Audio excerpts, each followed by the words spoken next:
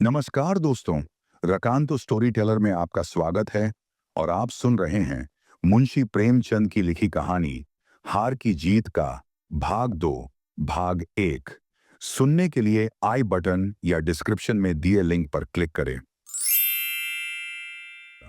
यही चिंता दिन रात मेरे मन पर कोहरे के बादलों की भांति छाई रहती थी। चिंता और दुख से मैं दिनों दिन घुलता जा रहा था। मित्रजन अक्सर पूछा करते, आपको क्या बीमारी है? मेरा चेहरा निस्तेज और कांतिहीन हो गया था। भोजन औषधि के समान लगने लगा। सोने जाता तो ऐसा लगता जैसे किसी ने मुझे पिंजरे में बंद कर दिया हो। कोई मिलने आता तो मेरा मन उससे कोसों भागता। एक दिन शाम को दीवान साहब की फिटन मेरे द्वार पर आकर रुकी। उन्होंने अपने व्याख्यानों का एक संग्रह प्रकाशित कराया था। उसकी प्रति मुझे भेंट करने के लिए आए थे।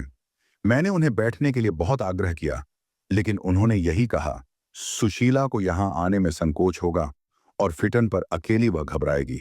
वह चले तो मैं भी साथ हो लिया और फिटन तक पीछे पीछे आया। जब वह फिटन पर बैठने लगे तो मैंने सुशीला को निशंक, बिना झिझक हो आंख भरकर देखा, जैसे कोई प्यासा पथिक गर्मी के दिन में अफर कर पानी पिए, यह सोचते हुए कि न जाने कब फिर पानी मिलेगा। मेरी उस एक चितवन में उग्रता, वह याचना, वह उद्वेग, वह करुणा, वह श्रद्धा, वह आग्रह, वह दीनता थी जो पत्थर की मूर्ति को भी पिघला देती।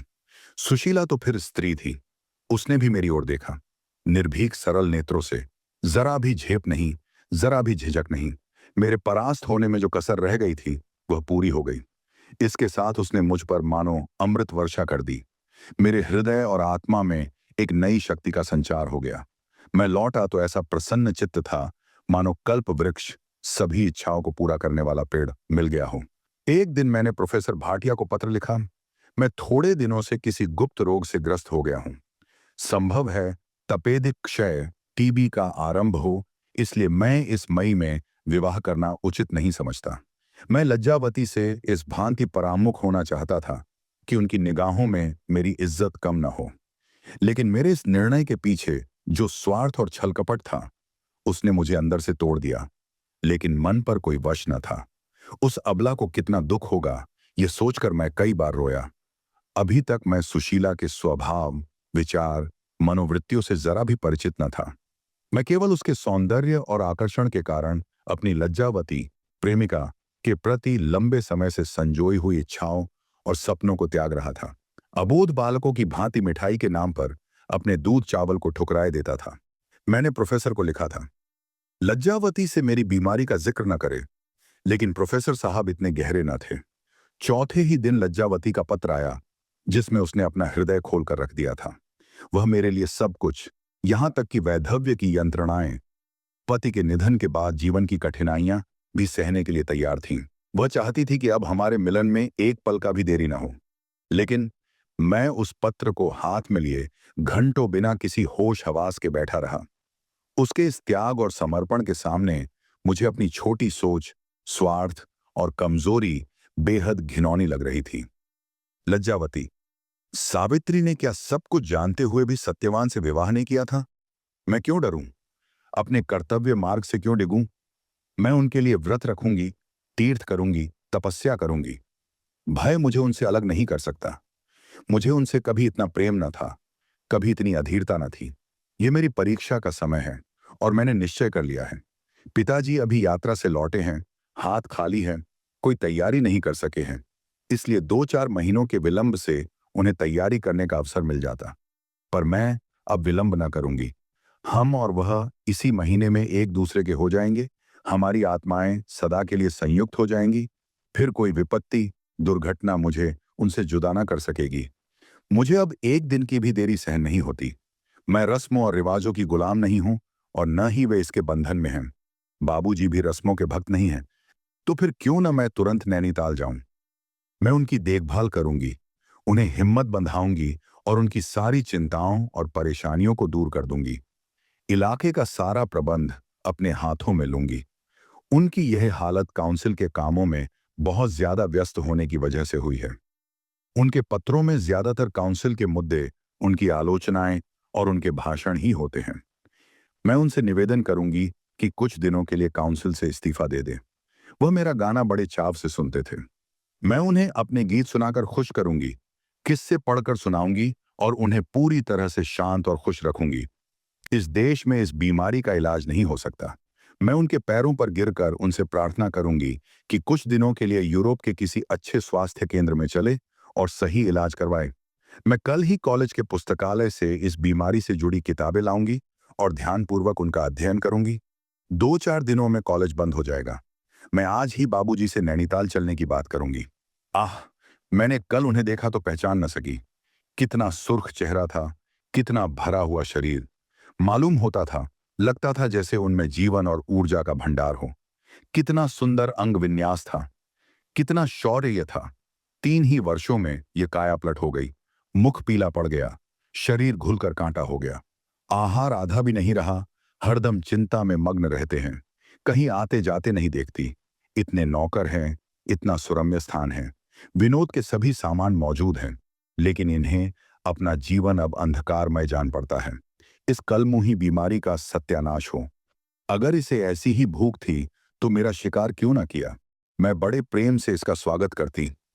काश कोई ऐसा उपाय होता कि यह बीमारी इन्हें छोड़कर मुझे पकड़ लेती। मुझे देखकर कैसे खिल जाते थे और मैं मुस्कुराने लगती थी। एक एक अंग प्रफुल्लित हो जाता था। पर मुझे यहाँ दूसरा दिन है।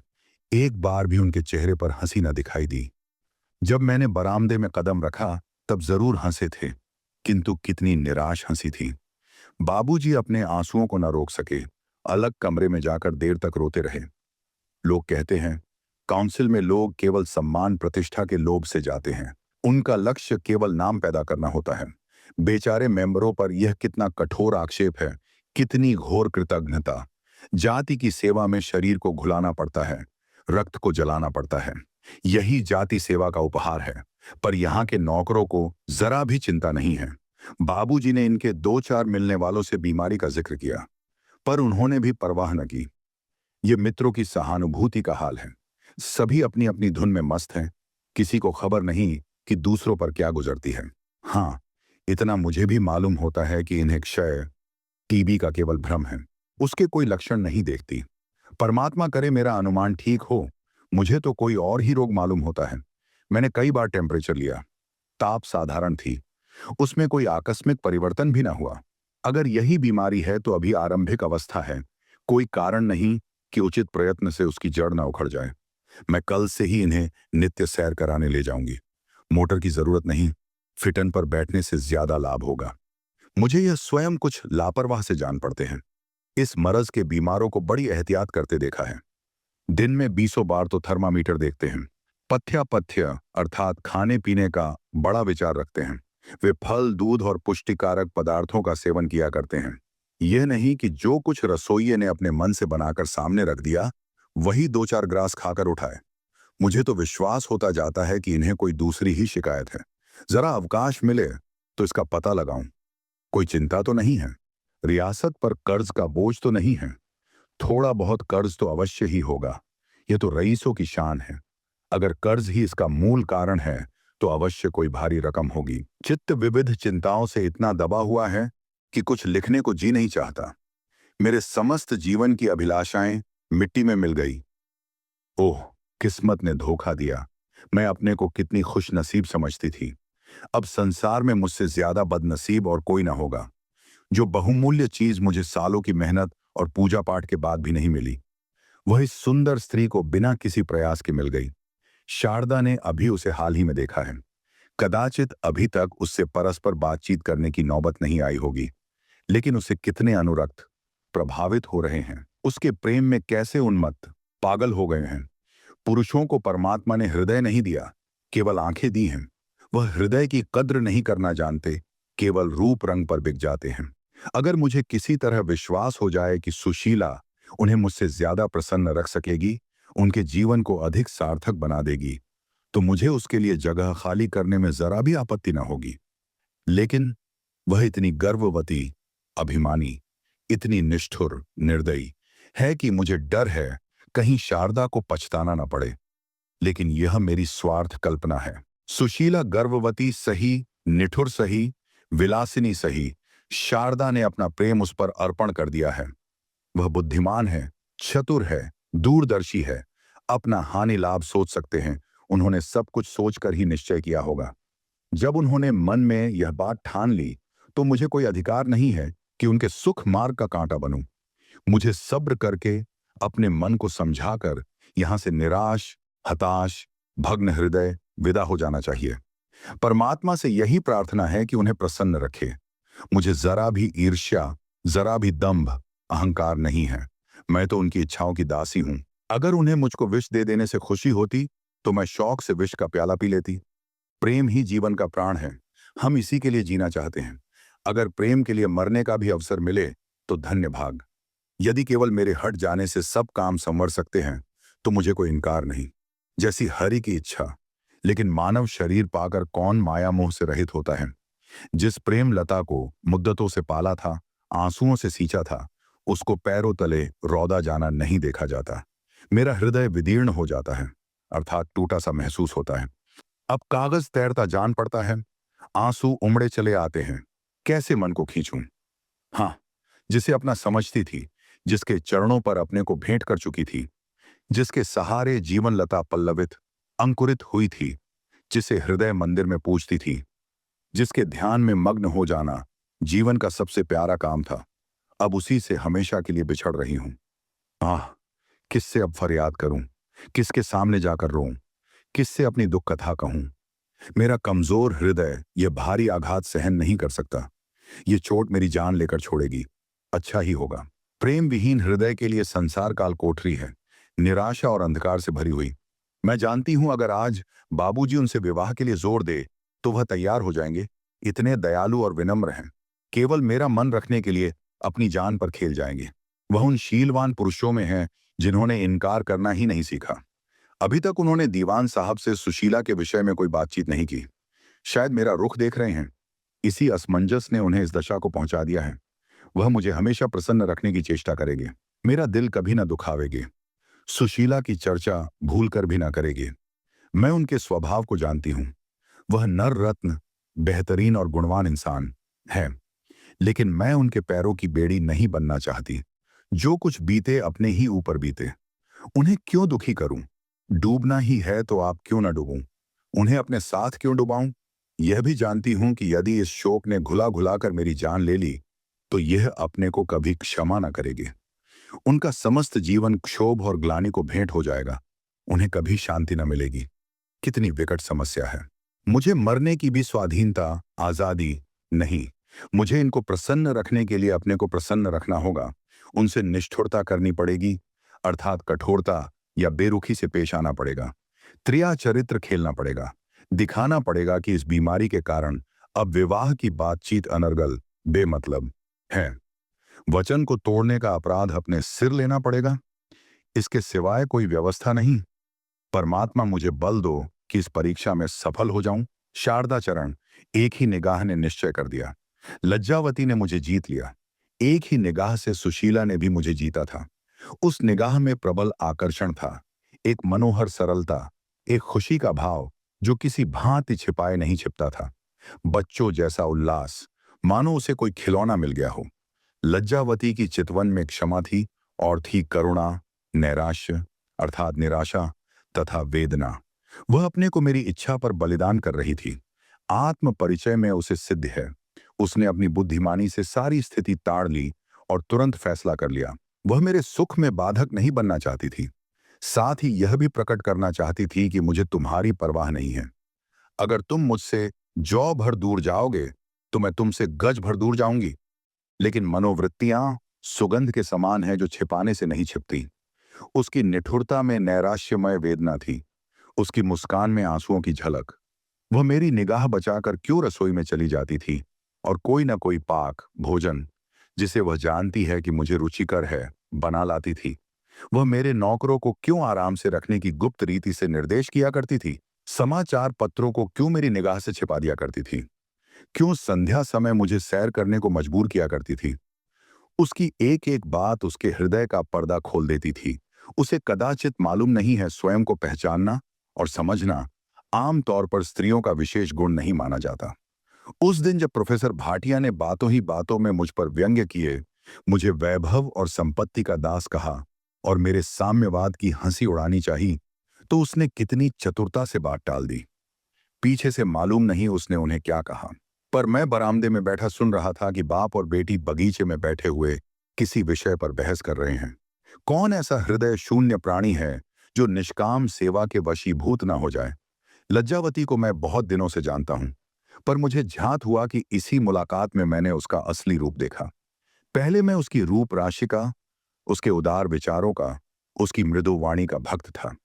उसकी उज्जवल दिव्य आत्मज्योति मेरी आंखों से छिपी हुई थी। मैंने अब की ही जाना कि उसका प्रेम कितना गहरा, कितना पवित्र, कितना अगाध गहरा है। इस अवस्था में कोई दूसरी स्त्री ईर्ष्या से बावली हो जाती, मुझसे नहीं तो सुशीला से तो अवश्य ही जलने लगती। आप कुड़ती, उसे व्यंग्यों से छेदती और मुझे धूर्त, कपटी, पाषाण, न जाने क्या क्या कहती। पर लज्जावती ने जितने विशुद्ध प्रेम भाव से सुशीला का स्वागत किया, न तो उसकी सोच में कोई गंदगी थी, न कड़वाहट, न ही कोई दोष। इस तरह उसे हाथों हाथ लिए फिरती थी, मानो छोटी बहन उसके यहां मेहमान है।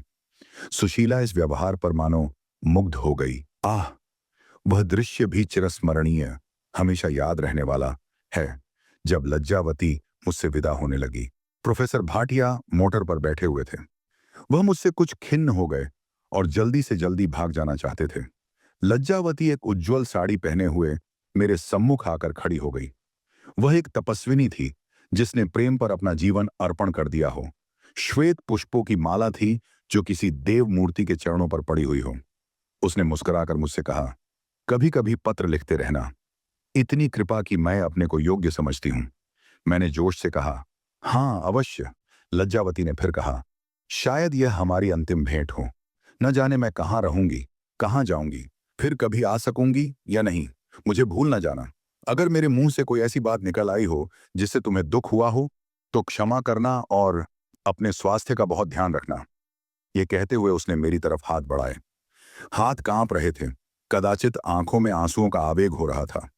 वह जल्दी से कमरे के बाहर निकल जाना चाहती थी, अपने आंसुओं के जब्त, नियंत्रण। पर अब उसे भरोसा न था। उसने मेरी ओर दबी आंखों से देखा, मगर इस अर्ध चितवन में दबे हुए पानी का वेग और प्रवाह था।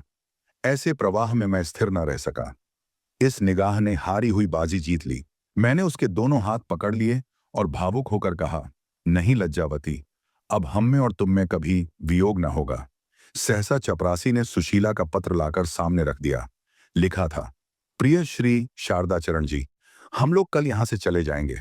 मुझे आज बहुत काम करना है, इसलिए मिल न सकूंगी। मैंने आज रात को अपना कर्तव्य स्थिर कर लिया। मैं लज्जावती के बने बनाए घर को उजाड़ना नहीं चाहती। मुझे पहले यह बात न मालूम थी, नहीं तो हम में इतनी घनिष्ठता न होती। मेरा आपसे यही अनुरोध है कि लज्जावती को हाथ से न जाने दीजिए। वह नारी रत्न है। मैं जानती हूं कि मेरा रूप रंग उससे कुछ अच्छा है और कदाचित आप उसी प्रलोभन में पड़ गए, लेकिन मुझ में वह त्याग, वह सेवा भाव, वह आत्मोत्सर्ग नहीं है। मैं आपको प्रसन्न रख सकती हूं, पर आपके जीवन को उन्नत नहीं कर सकती, उसे पवित्र और यशस्वी नहीं बना सकती। लज्जावती देवी है, वह आपको देवता बना देगी। मैं अपने को इस योग्य नहीं समझती। कल मुझसे भेंट करने का विचार न करिएगा। रोने रुलाने से क्या लाभ। क्षमा कीजिएगा, आपकी सुशीला। मैंने यह पत्र लज्जावती के हाथ में रख दिया। वह पढ़कर बोली, मैं उससे आज ही मिलने जाऊंगी। मैंने उसका आशय समझकर कहा, क्षमा करो, तुम्हारी उदारता की दूसरी बार परीक्षा नहीं लेना चाहता। यह कहकर मैं प्रोफेसर भाटिया के पास गया। वह मोटर पर मुंह फुलाए बैठे थे। मेरे बदले लज्जावती आई होती तो उस पर जरूर ही बरस पड़ते। मैंने उनके पद स्पर्श किए और सिर झुकाकर बोला, आपने मुझे सदैव अपना पुत्र समझा है, अब उस नाते को और भी दृढ़ कर दीजिए। प्रोफेसर भाटिया ने पहले तो मेरी ओर अविश्वासपूर्ण नेत्रों से देखा, तब मुस्कुराकर बोले, यह तो मेरे जीवन की सबसे बड़ी अभिलाषा थी। उम्मीद है यह कहानी आपको प्रेरित करने और भावनाओं को छूने में सफल रही होगी। हम फिर मिलेंगे एक नई रोचक और मनोरंजक कहानी के साथ। हमारे साथ इस कहानी की यात्रा में शामिल होने के लिए आपका दिल से धन्यवाद।